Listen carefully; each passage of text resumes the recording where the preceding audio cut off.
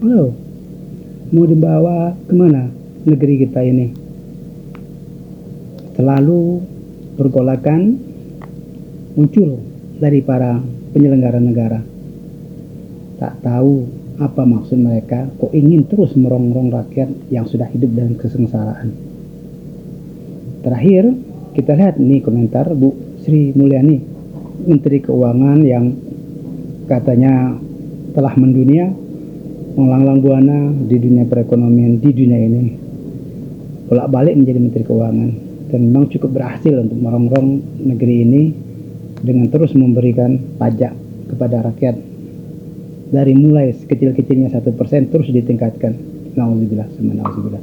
Terakhir yang dia katakan adalah bahwa mengomentari tentang gaji guru dan dosen yang masih minim, yang masih sangat kecil. Seharusnya pemerintah bagaimana caranya untuk meningkatkan gaji guru tersebut sehingga mereka benar-benar bertanggung jawab, sehingga benar-benar muncul kualitas yang mereka munculkan itu adalah memang benar-benar super. Tapi justru ketika gaji guru kecil, ketika gaji dosen kecil, lebih lagi gaji dosen swasta yang kecil, itu muncul ke permukaan. Tapi dikomentari oleh Bu Sri Mulyani, susah kali nama kau disingkat ini, bahwa kalau gaji guru dan dosen kecil, lantas apa iya negara harus terus membiayai mereka? Nah, kalau kalimat ini sudah muncul seperti ini, Bu Sri Mulyani telah merencanakan atau sudah kelihatan yang akan dibidik, pajak yang akan dinaikkan, mungkin dengan alasan untuk meningkatkan gaji guru dan dosen, akan menaikkan sektor pajak, entah yang mana, kita tidak tahu. Tapi kalau kita melihat dari sisi pendidikan, keuangan antara pendidikan negeri dan pendidikan swasta itu sangat jauh jombang. Kita tahu kalau swasta memang dibiayai oleh swasta, meskipun ada dana-dana APBN yang masuk itu hanya merupakan sebuah tambahan, tidak dalam bentuk APBN, dalam bentuk sertifikasi dosen dan penelitian, mungkin juga sebagian pengabdian. Itu pun kalau lulus menerima bantuan di RPTN dari Dikti untuk perguruan tinggi. Tetapi yang dari sisi perguruan tinggi swasta negeri itu telah dijamin gelontoran uangnya terlalu besar.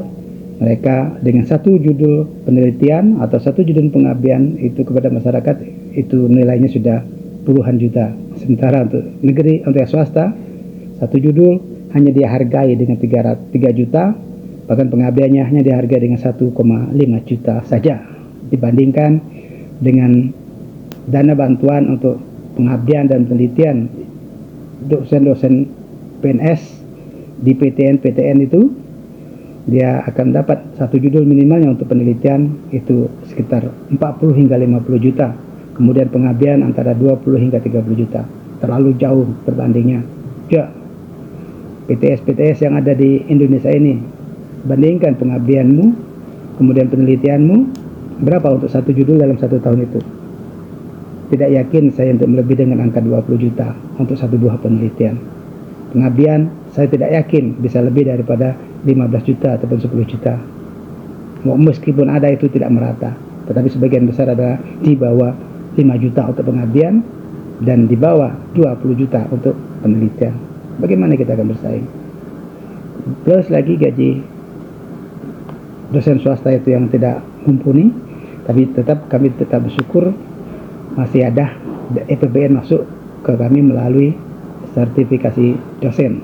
Tapi tentu tidak begitu signifikan dibandingkan oleh dosen-dosen negeri yang ada di sana.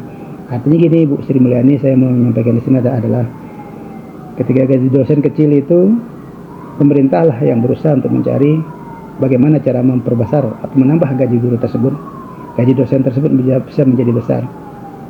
Mungkin Anda menaikkan pajak, tapi kita sudah banyak tertimpa pajak yang diakibatkan oleh kebijakan Menteri Keuangan, mulai dari pajak, katakanlah para penerima sardos itu juga tidak 100% dipotong pajak. Untuk lektor kepala itu 15 sampai dengan 18%. Lektor saja itu antara 5 sampai dengan 8%. Sudah dipotong pajak, artinya apa? Ada uang masuk untuk negara. Dan itu bisa dipakai dan pajak-pajak lainnya tentu akan banyak berlimpah. dibandingkan dengan pajak yang dimakan oleh para koruptor-koruptor itu tidak sebanding yang kembali kepada dunia pendidikan. Plus lagi PTN-PTN tersebut dalam penerimaan mahasiswa baru itu terlalu banyak layernya, sehingga banyak masyarakat lebih memilih kepada perguruan tinggi negeri meskipun masuk ke gelombang kedua, gelombang ketiga sampai ke gelombang tsunami sekaligus. Di sana mereka akan memilih perguruan tinggi negeri meskipun mereka harus menyandang gelar kelas mandiri. Dan perlu kita ketahui bahwa untuk kelas mandiri ini biayanya bukan main-main. Sebuah program studi mulai mengcover atau mulai membandrol mulai dari yang terkecil, ada yang 5 juta, ada yang 7 juta, ada yang 10 juta sampai dengan ratusan juta. Itu kita semua sudah ketahui oleh rakyat Indonesia, wabil khusus para dosen-dosen di perguruan tinggi negeri ataupun swasta. Dan kalau kita mau menelusurinya, dana daripada kelas mandiri itu yang cukup besar itu triliunan, bahkan seluruh Indonesia, berbagai macam perguruan tinggi di Indonesia melakukan kelas mandiri, diyakini triliunan rupiah yang masuk. Pertanyaannya, dikemanakan uang itu? Kalau dipakai untuk pendanaan penelitian di dosen-dosen negeri tersebut, toh sudah ada APBN yang masuk kepada PTN-PTN tersebut. Lantas penggunaan dana kelas mandiri itu kemana lagi?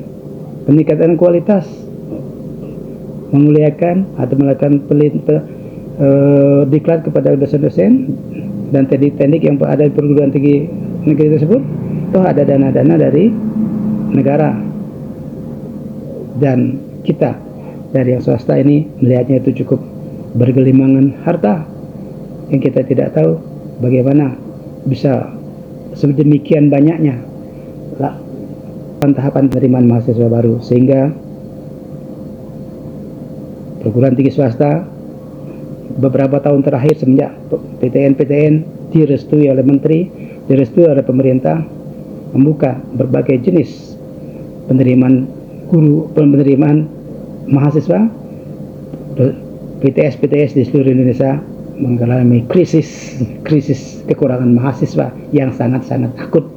Bahkan tidak sedikit program-program studi di PTS tersebut mendapatkan mahasiswa tidak lebih daripada 5 orang satu program studi, karena sebagian besar mereka sudah direkrut oleh perguruan tinggi negeri yang membuka berbagai macam lapisan penerimaan mahasiswa baru.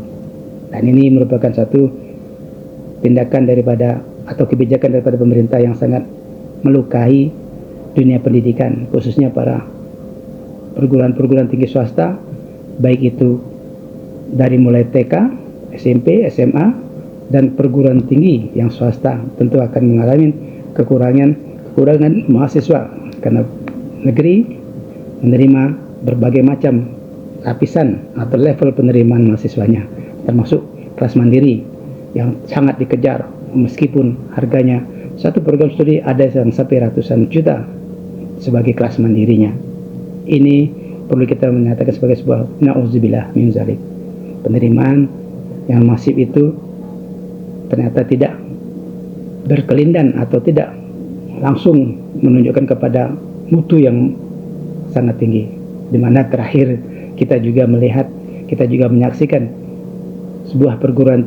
seorang profesor di Beirut di Amerika, di University of America, berada di Beirut, merilis penelitian dia bahwa 13 perguruan tinggi negeri di Indonesia yang cukup luar biasa terkemukanya, mulai dari UI, ITB, UGM, dan kawan-kawannya, bisa dilihat di channel-channel media massa yang kita ada di linknya, itu menempatkan atau mendapati prestasi perguruan tinggi yang diragukan integritasnya.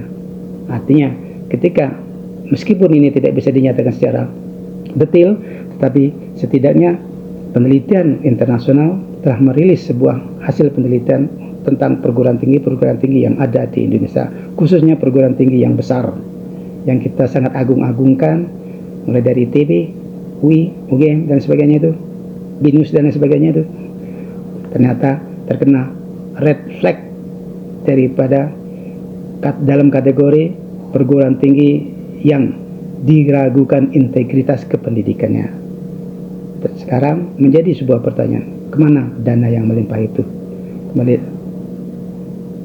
Pak Bu Sri Mulyani, meskipun gaji dosen, gaji guru yang dinyatakan kecil itu, usahakanlah untuk dibesarkan. Mungkin kami yang swasta tidak mendapat limpahan kenaikan gaji itu juga tidak menjadi masalah, karena kami merasa memang perguruan tinggi swasta itu adalah anak tiri yang sangat tiri.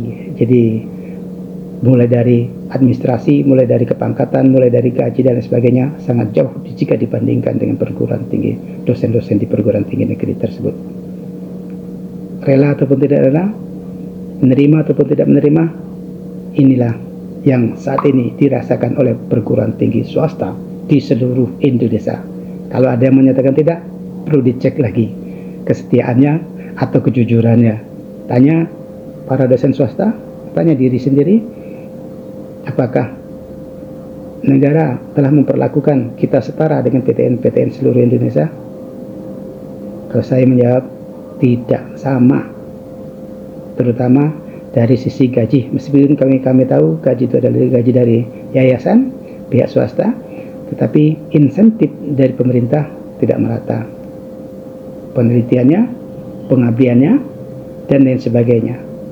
Begitu, melalui video singkat ini, Bu Sri, kami memohon naikkanlah gaji-gaji itu, tetapi jangan menambah beban kami lagi.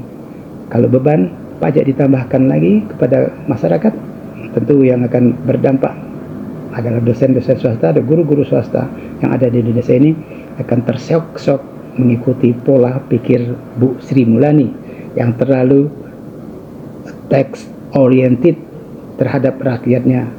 Semoga bisa didengar. Wassalamualaikum warahmatullahi wabarakatuh.